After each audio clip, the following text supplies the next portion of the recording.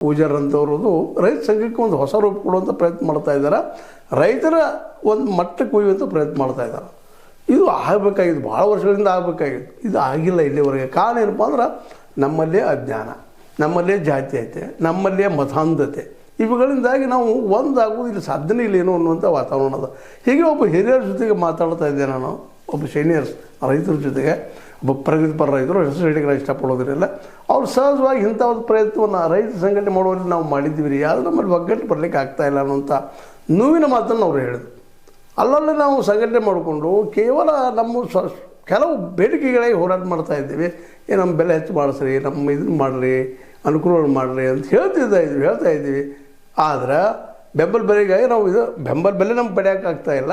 ಇನ್ನು ನೀವು ಹೇಳುವಂಥ ವಿಚಾರ ಆಗಲಿಕ್ಕೆ ಸಾಧ್ಯ ಇಲ್ಲ ಅನ್ನೋದು ಮಾತು ನಮ್ಮ ಜೊತೆ ಮಾತಾಡ್ತಾ ಹೇಳಿದರು. ಆದರೆ ಸಾಧ್ಯ ಯಾಕಿಲ್ಲ ಅನ್ನೋದನ್ನು ನಾವು ಮತ್ತೆ ಮೂರು ಚರ್ಚೆ ಮಾಡಬೇಕಾಗಿದೆ. ಎಲ್ಲಿವರೆಗೆ ನೀವು ಸ್ವತಃ ನೀವೆಲ್ಲ ಒಗ್ಗಟ್ಟಾಗಿ ನಿಮ್ಮ ಅಧಿಕಾರವನ್ನು, ನಿಮ್ಮ ಈ ವಜನ ಕಾನೂನು ಅದಾವಲ್ಲ ಇವುಗಳನ್ನ ಚೇಂಜ್ ಮಾಡಬೇಕಾಗಿತ್ತು ಅಂದ್ರೆ ನೀವು ಅಧಿಕಾರಕ್ಕೆ ಬರಬೇಕಾಗಿದೆ. ಕಾನೂನು ಅಂದ್ರೆ ಏನು?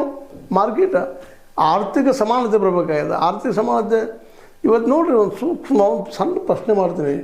ಎಷ್ಟು ಜನ ನಮ್ಮ ರೈತರು ಇವತ್ತು 10 ಎಕರೆ ಅದ, 20 ಎಕರೆ ಅದ, 30 ಎಕರೆದ ರೈತರಿದ್ದಾರೆ, ಸಣ್ಣ ರೈತರಿದ್ದಾರೆ.